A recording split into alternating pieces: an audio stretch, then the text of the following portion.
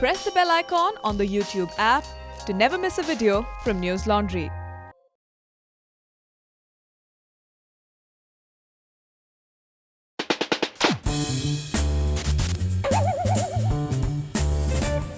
There's news, there's sense, and there's nuisance. This show is all about that last bit. As we record this show on a Friday morning, close to 40 people have died in communal riots in Delhi's northeast region. Over 300 people have been injured. Hospitals are teeming with victims. Some who've lost their eyes, others who've lost their limbs, yet others who were attacked with acid. The violence began on Sunday evening, went on till Monday and Tuesday afternoon, and even on Wednesday and Thursday there were stray incidents of violence. ये सब कुछ India की राजधानी दिल्ली में हो रहा था, और जब लोगों के घर जल रहे थे, जब गोलियां बरस रही थी और जब पत्थर बरस रहे थे, तब हमारे मीडिया वाले क्या कर रहे थे? POTUS plus FLOTUS meets LOTUS is equal to oh so cute. America के राष्ट्रपति डोनाल्ड ट्रंप अहमदाबाद पहुंच चुके हैं। बड़ी खबर इस वक्त की 11:37 इस वक्त हो रहे हैं, यानी कि अपने जो तय समय था, शेड्यूल टाइम, उससे 3 मिनट पहले पहुंच गए डोनाल्ड ट्रंप। एक्साइटमेंट का लेवल अलग है उनका। डोनाल्ड ट्रंप 3 मिनट पहले पहुंच गए थे। वाओ! ट्रंप की एक्साइटमेंट लेवल का तो पता नहीं, लेकिन हमारे पत्रकारों का excitement level was truly next level, specially Aaj Tak anchors and reporters. हम उस देश के वासी हैं जिस देश में गंगा बहती। नमस्ते ट्रंप जी, जय हिंद। जय हिंद, नमस्ते ट्रंप। और कुछ इस तरह से फूलों की सेज सजाए, रास्तों में पलके बिछाए बैठा हुआ है भारत अपने दोस्त अमेरिकी राष्ट्रपति डोनाल्ड ट्रंप के लिए। क्या यार, भारत और कोई काम नहीं है? There was truly no stopping आज Tak anchors. Their reporters danced. Donald Trump का काफला गुजरा तो यहाँ पे तमाम गुजरातियों ने कुछ इस तरह से गरबा और डिस्को करके उनको सलामी दी। Took an open jeep ride.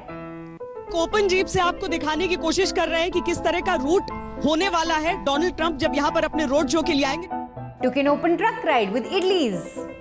और आप देखिए, हम इस ट्रक पे, मिनी ट्रक पे बैठे हुए हैं। आप यकीन नहीं करेंगे कि यहाँ पे क्या भरा हुआ है। यहाँ पे है idli. They discussed what Trump would eat.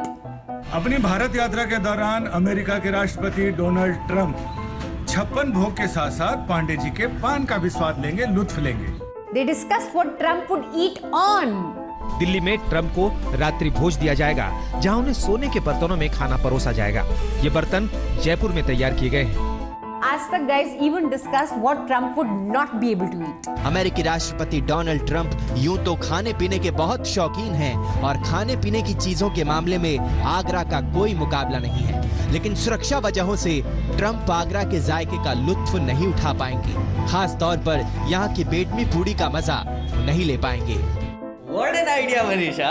Let's discuss what he can't eat. Yeah, we should do an entire segment on what he can't eat. जैसे कि संदेश नहीं खा पाएगा वो, पानी पूरी नहीं खा पाएगा वो, पोहा नहीं खा पाएगा, पाव भाजी नहीं खा पाएगा वो, भेलपुरी नहीं खा पाएगा, मोमोज नहीं खा पाएगा, और क्या नहीं खा पाएगा? बीफ फ्राई नहीं खा पाएगा। मेघनाथ ही went to UP and Gujarat. Launching करानी, उसकी लिंचिंग नहीं. Sorry, bye. And then there was also a Trump वंदना. शीश झुका कर ट्रंप नमस्ते, इस माटी से आप कहें, शुभ आशीष मिले भारत का, शत शत शत शत अभिनंदन है। Anchors kept blabbing through the day, finding the slightest meaning in the smallest of things. पर एक मेरे को रिमार्क ज़रूर करना है कि ट्रंप साहब की फिटनेस का लेवल, वो जिस तरह घुटनों के बल बैठे, वो आसान काम नहीं है। चरखे पर बैठना अपने आप में प्रतीकात्मक रूप से आप देखिए तो जो यूरोपियन पूंजीवाद था उसके खिलाफ बापू का इतना बड़ा संघर्ष, और जो अभी पूंजीवादी देश में सबसे बड़े मुल्क का जो लीडर है वो वहाँ बैठकर सूत काट रहा है, ये बताता है कि गांधी और उनकी सोच हमेशा जिंदा रहेंगे। इतनी बड़ी मिर्च खा के कहीं डोनाल्ड ट्रंप गुस्सा हो गए तो बताइए, इतनी बड़ी मिर्च आप उन्हें खिला देंगे तो? इंडियन अटायर मतलब भारतीय परिधान में अगर डोनाल्ड ट्रंप नजर आते हैं, कितने चांसेस हैं? पहले तो रविंद्र सचदेव भारतीय परिधान में मतलब कुर्ता पाजामा, जरूरत से ज्यादा एक्साइटेड, मतलब एक्साइटमेंट कुछ ज्यादा ही नजर आ रही है ट्रंप साहब की। ये क्या मैसेज क्या है? By Monday, when Delhi was officially burning as violent protests took over and a mob set a market on fire, as the Delhi police head constable lost his life and several people were killed and injured, हमारे महान दिग्गज लोग were still stuck on Trump. Sudhir Chaudhary did an entire 1-hour-long DNA show on it. ये न सिर्फ भारत की आज की सबसे बड़ी खबर है, बल्कि दुनिया की भी सबसे बड़ी खबर है। अपने भाषण में ट्रंप ने करीब 56 बार भारत और भारतीयों की बात कही, 23 बार अमेरिका का नाम लिया, 7 बार आतंकवाद, 5 बार डेमोक्रेसी, 13 बार मोदी, 4 बार पाकिस्तान और 5 बार दोस्ती शब्द का जिक्र किया। आज दिन भर उनके सिग्नेचर्स की चर्चा होती रही, उनके हस्ताक्षर की चर्चा होती रही और बहुत सारे लोग कह रहे थे कि ऐसा लग रहा है जैसे ये किसी के दिल की धड़कन या फिर किसी की ईसीजी रिपोर्ट है। लेकिन डोनाल्ड ट्रंप ये हस्ताक्षर एक विशेष प्रकार के पेन से करते हैं, जिसके बारे में हम आपको आगे बताएंगे।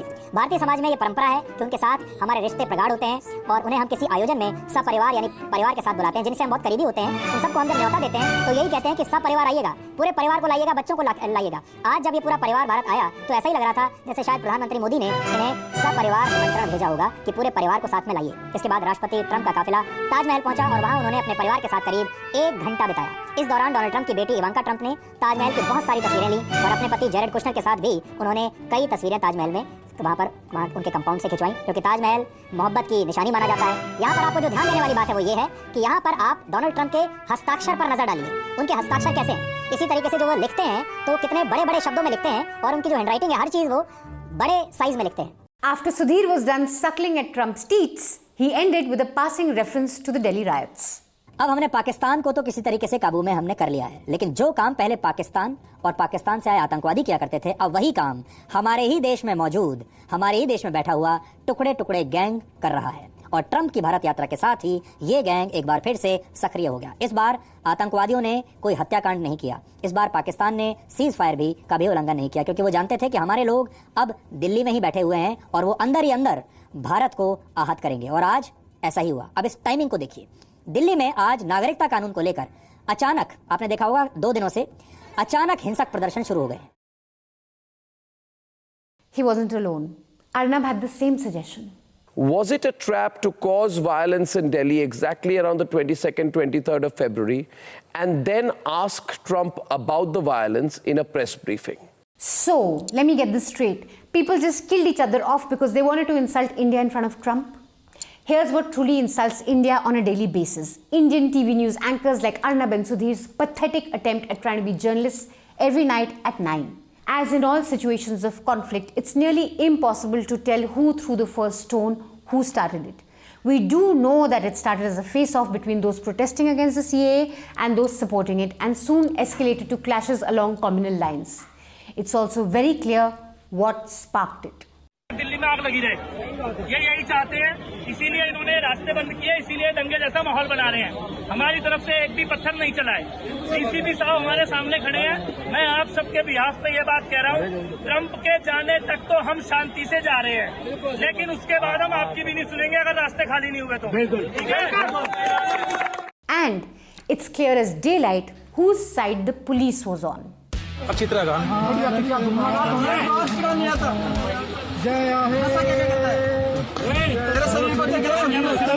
हिंदुस्तान में ही रहा आजादी, आजादी।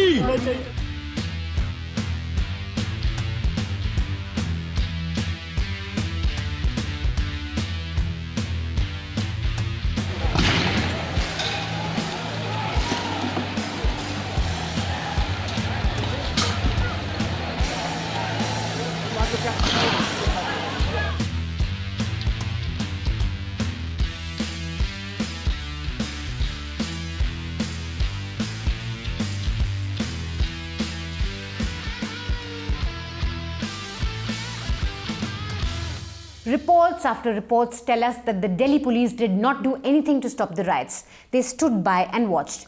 At times, they joined in. It's true that both sides, Hindus and Muslims, have inflicted damage on each other. But this was by no means a communal contest of equals. One side had the backing of the police, the other side did not. In all of this, we heard terrible stories. That of an 80-year-old woman who survived a partition riot but was burnt to death. An IB officer who was brutally stabbed to death. The role of AAP operator Tahir Hussain is being investigated in this case, and he's been suspended from AAP. We've seen terrible images of a man being surrounded and beaten, mosques being burnt, mobs taking over a minaret, schools charred beyond use, scores of journalists attacked, beaten, shot, verbally abused, intimidated. So many reporters risked their lives and reported from the thick of action. And when all of it subsided and calmed down, Anjana Om Kashyap came out of her studio to do some groundbreaking report. पत्थरबाजी का नजारा दिखाते हैं. बड़े बड़े पत्थर के बड़े बड़े रोड़े. हटिए भैया सर, हटिए. सिर्फ पत्थरबाजी हुई है, पहले पत्थरबाजी हुई है, तो मैं हटिए आप लोग, ये हटिए. यहाँ पर भी पत्थरबाजी की, कि पत्थरबाजी इतनी उस वक्त वहाँ पर की गई थी, जो मैं बार बार कह रही हूँ. पत्थर का अंबार है, पत्थर के बड़े बड़े रोड़े. आखिर इतने सारे पत्थर कैसे इकट्ठा किए गए और यहाँ पर पत्थरबाजी कैसी हुई है, उसका नजारा यहाँ पर दिखाइए. इतने बड़े बड़े पत्थरों का इस्तेमाल हुआ है, किसी के सिर पर लग जाए तो उसकी जान पर बनाए. To me though, nothing could be more farcical than हमारे anchors के peace appeals. I want to begin tonight by making a fervent appeal to all residents of Delhi to not fall for the hateful commentary that accompanies these unverified videos. हम शांति की appeal कर रहे हैं, हमारे इस शांति की appeal में आप भी शामिल हो. Requesting you that Delhi needs ठंडा पानी exactly on जो सुलग रहा है उस पे पानी डालिए, उस पर घी डालने का काम मत करिए, पेट्रोल डालने का काम मत करिए. मैं बहुत स्पष्ट शब्दों में बोलता हूँ, विवेक में कोई उत्तेजना वाली बात ना करे, कोई किसी को उकसाए ना. मेरा कटिबद्ध निवेदन है, मैं दिल की गहराइयों से बोल रहा हूँ. आज जब मैं ये बहस कर रहा हूँ, मेरे को बिल्कुल अच्छा नहीं लग रहा. This is the Shaheen Bagh organizer who is today justifying the pogrom against Hindu. जैसे लोग आप जैसे लोग जो खाते जेल के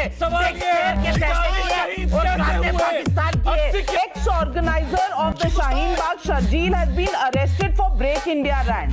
Jinnawali Azadi was from Shaheen Bagh stage. A child was made to rant. Hitler वाली मौत मरेगा. जिन्नावाली आजादी शाहीन बाग में लगाई जा रही है आपके लिए. ये दिल्ली वाला शाहीन बाग मुंबई में भी होगा, ये दिल्ली वाला शाहीन बाग पूरे देश में होगा. इस देश को बंधक बनाना चाहते हैं आप लोग क्या? इस देश में बवंडर तूफान खड़ा करना चाहते हैं? मकसद क्या है आपका? These are news anchors who day in and day out have demonized anti-CAA protesters as jihadis, anti-nationals, tukde gang. There is no polite way of saying this. These anchors have led verbal hate attacks on anti-CAA protesters every day from their studio. In this madness, it's important to listen to some voices of reason. बेटा मर चुका है, 15 साल उम्र था मेरा. मैं rickshaw चला के बच्चे को पेट पाल रहा था. मेरा बच्चा 2 था, ये 15 साल का एक बच्चा मर चुका है. मैं हॉस्पिटल में इंतजार कर रहा हूँ, मेरा डेड बॉडी भी मिल जाए, वो भी नहीं मिलता है जल्दी. मैं कभी गोकलपुरी जाता हूँ, कभी अस्पताल आता हूँ. और उनने पकड़ दिया, गर्दन पकड़ दिया, डंडे पेल दिए. पहले डंडे पेल गए, मुल्ला खाए तो बहन तुम्हारो. यानी कि भैया मैंने बाबूजी छोड़ दो ना.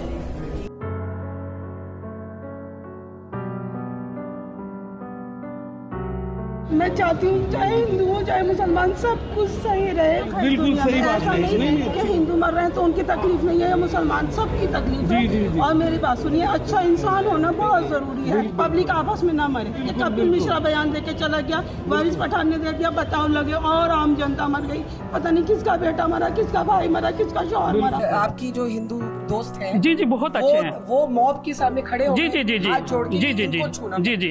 और मैडम जब हम यहाँ मुस्तफाबाद आए, हमने देखा कि हमारे हिंदू भाइयों की भी दुकानें जहाँ हमारा मिठाई का माल जाता है, मैंने बहन की दुकान को छूना मत. यानी इस्लाम सनातन इस चीज की इजाजत नहीं देता. ये इन्हें पता ही नहीं मजहब होता क्या है. जो इस देश को अगर ये डिबेट हिंदू मुस्लिम के नाम से बंद हो जाए तो कभी कोई भी तासुब देश के अंदर नहीं बढ़ने का और ये देश अमन चैन से गुजरेगा. अन्य देश जो है ना, मतलब बहुत बुरे हालात में फंसता चला जाएगा और फिर निकालना नामुमकिन हो जाएगा. That's all the nuisance we have for you this week. We'll be back next week because I'm away for 1 week. Till then, stay mad. That's the only way. Thank you so much for watching that episode. If you liked it, don't forget to subscribe to News Laundry's YouTube channel and subscribe to newslaundry.com. Log on to newslaundry.com and read our reporting on the Delhi riots. We've tried to bring you the accurate picture of what's been happening in Delhi for the past 4-5 days. I hope you find some value in our reporting. We've had all our reporters fan out in Delhi. You can also listen to their podcast, Reporters Without Orders, where they will discuss everything they saw. So log on to newslaundry.com, check out all our reporting on the Delhi violence, and remember that all our reporting is powered by readers and listeners and viewers like you guys. We don't take any money, any sort of money from advertisers, be it the BJP government, the AAP government, or we don't take money from corporations, be it Tatas, be it Ambanis. We only depend on our viewers for our to keep our boat floating, to report, to be honest, to our job.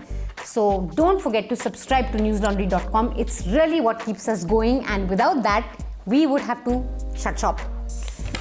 Thank you so much for watching, and don't forget to subscribe again.